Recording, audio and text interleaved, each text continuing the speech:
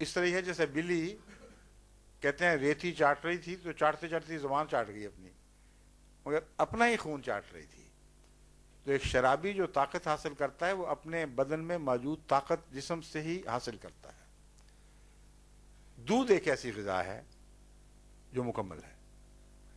دودھ کے دوران نہ پانی کی ضرورت، نہ روٹی کی ضرورت، نہ کسی پھل کی ضرورت، کیونکہ بچہ خدا تعالیٰ نے ثابت کر دیا ہے 2 سال تک مسلسل صرف دودھ پر پلتا ہے. اس کے بال بھی بڑھتے ہیں، اس کی آنکھیں بھی بڑھتی ہیں، اس کا خون بڑھتا ہے، اس کے جسم کے عضلات بڑھتے ہیں، ہڈیاں بڑھتی ہیں، ناخن بڑھتے ہیں.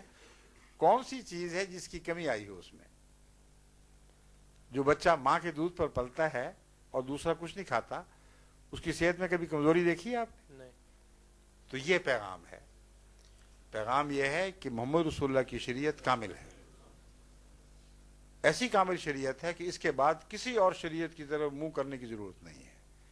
اس کے اندر پانی کی طاقت بھی ہے، اس کے اندر جسم کے خوراک کی توانائی کی طاقت بھی موجود ہے. تمہاری ساری نشو و نما کے لیے یہی دین کافی ہے. تو ہم جو معنی کرتے ہیں، ہم تو رسول اللہ صلی اللہ علیہ وسلم کی شان کو اب ان معنوں میں اور بڑھتا ہوا دیکھتے ہیں. جو لغو تماشے ڈھونڈنا چاہتے ہیں وہ یہی سمجھیں گے کہ ایک بڑھیا آئی اور اس نے یہ پیش کیا اور پھر بڑھیا چلی گئی، اس میں کیا فائدہ ہوا؟ اس کے برعکس ایک اور سوال، جیسا کہ آپ نے یعنی کہ نبی کریم صلی اللہ علیہ وسلم مادی طور پہ نہیں گئے تھے، روحانی طور پہ ان کی تھی، کشف تھا. اس کے برعکس ایک اور معجزہ نبی کریم صلی اللہ علیہ وسلم کا ہے کہ جو چاند کو انہوں نے ہاتھ سے. جی بالکل درست ہے. تو کیا اس سے اللہ تعالیٰ کا جو نظام تھا وہ قانون خدا بالکل کا درم نہیں ہوا، درم برم نہیں ہوا. اس کی وجہ یہ ہے، جسٹ ایک یہ طاقت ایک نبی کی انگلی یعنی کہ خدا. میری بات سن لیں آپ، یہ بھی تو دیکھیں کہ ہوا کیا تھا. جی. قرآن کریم نے جب یہ فرمایا کہ نظر آپ نے اٹھائی اقتربت الساعۃ وانشق القمر، یہ نہیں فرمایا کہ محمد رسول اللہ صلی اللہ علیہ وسلم نے انگلی اٹھائی اور انگلی کی طاقت سے چاند پھٹا ہے. جی. جو قرآن نے کہا ہے اس تک رہیں. جی. مولوی کی بات سر بھلا دیں تھوڑی دیر کے لیے. نہیں بات میری بات سن لیجیے. چلیں. جو قرآن نے کہا ہے ابھی اس کی حد تک رہتے ہیں. ابھی مولوی کی کہانیوں کو چھوڑ دیں ایک طرف.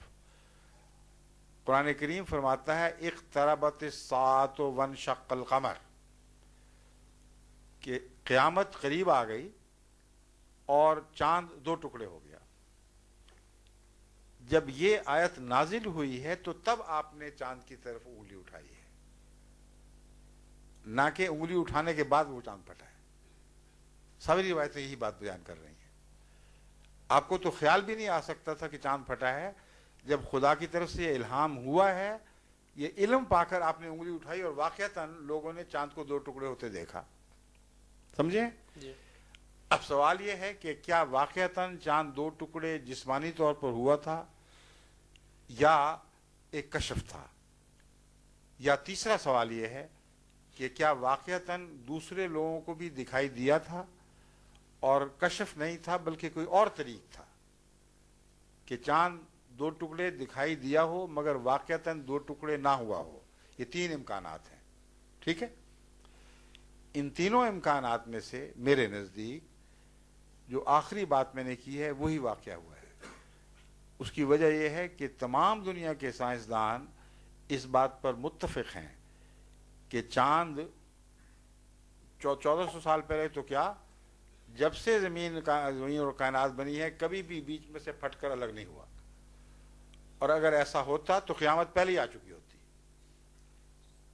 100% اہل علم کی گواہی یہ ہے اور قرآن سچا ہے. اس لیے وہ تعبیر قرآن کی کرنی پڑے گی جس سے اہل علم کو مجبور کریں کہ قرآن کی گواہی کو مانیں اور کائنات میں رکھنا نہ مانے، اس کے باوجود ثابت کیا جا سکتا ہو. اس پہلو سے جو میں نے تحقیق کی ہے اس کی روح سے صورتحال یہ بنتی ہے کہ ایک تو حضرت مسیح علیہ السلام کی تحقیق کا خلاصہ یہ ہے کہ یہ جو واقعہ ہے یہ اہل عرب نے لازماً دیکھا ہے. اگر نہ دیکھا ہوتا تو اسی وقت قرآن کو چھوڑ کر اس کو کہہ دیتے کہ یہ دیکھو جھوٹ بولا اور کوئی واقعہ نہیں ہوا. بلکہ ہندوستان کے بادشاہوں اور راجوں نے بھی یہ واقعہ دیکھا اور اپنی اپنی تاریخ میں اس بات کو منضبط کیا ہے. بس چاند کے پھٹنے کو دیکھنا کسی ایک اکیلے عرب کے ساتھ، ایک ملک عرب کے ساتھ وابستہ نہیں، دوسرے ملکوں نے بھی اس کی تائید میں گواہی دی ہے، اور دو ہی ملک ہیں جن کی گواہی ہے، ایک عرب کی اور ایک ہندوستان کی. ٹھیک ہے، ان دو ملکوں سے ضرور تعلق ہے چاند کا، اور باقی جگہ دنیا میں کہیں گواہی نہیں ملتی. جو اہل علم اعتراض کرتے ہیں وہ یہ بھی کرتے ہیں کہ چاند نے اگر پھٹنا تھا تو کیا صرف عرب کو دکھائی دیا، صرف ہندوستان کو دکھائی دیا، باقی ساری دنیا کو کیوں دکھائی نہیں دیا؟ کیوں لوگوں نے ریکارڈ نہیں کیا یہ واقعہ؟ اور سائنس کی روح سے ویسے بھی ناممکن ہے. تو اب میں آپ کو دوسرا حل بتاتا ہوں. انہی سائنسدانوں نے یہ بات ثابت کر دی ہے تحقیق کے دوران کہ ڈائناسورس جو کسی وقت اس دنیا کے مالک تھے اور ساری سطح زمین پر چھائے ہوئے تھے، ان کی موت ایک ایسے واقعہ سے ہوئی ہے جس کے نتیجے میں زمین کے بیچوں بیچ شمال سے جنوب تک ایک بادل اٹھا ہے اور اس نے دور دور تک جو کو بھر دیا، اور ایک لمبے عرصے تک اس بادل کے اثر کی وجہ سے جو خوراک کا نظام تھا وہ درم برم ہو گیا، اور ڈائناسور بھوکے مر گئے ہیں. پھر اب جو بادل ابھی بھی آج کل کی جو نئی تحقیق ہے، یہ میں مضامین پڑھتا رہتا ہوں. ابھی کچھ عرصہ پہلے میں نے ایک رسالے میں مضمون پڑھا اور میں حیران رہ گیا دیکھ کر کہ انہوں نے وہ لکیر اور اس کے آثار باقیہ دریافت کر لیے ہیں، کیونکہ چاند سے ایک بہت بڑا میٹیور گرا تھا جس میں ایریڈیم میٹل شامل تھی اور بعض مولیبڈینم وغیرہ، بعض ایسی ریئر میٹل شامل تھیں کہ جو ابھی تک اس لائن پر موجود ہیں، اور اس علاقے کے پانی کا زمین تک اگر آپ تجزیہ کریں تو اس گرنے والے بہت عظیم آسمان کے ٹکڑے کا آج تک نشان موجود ہے. اب جب چاند کی سطح پر بمبارڈمنٹ ہو رہی ہے میٹیورز کی،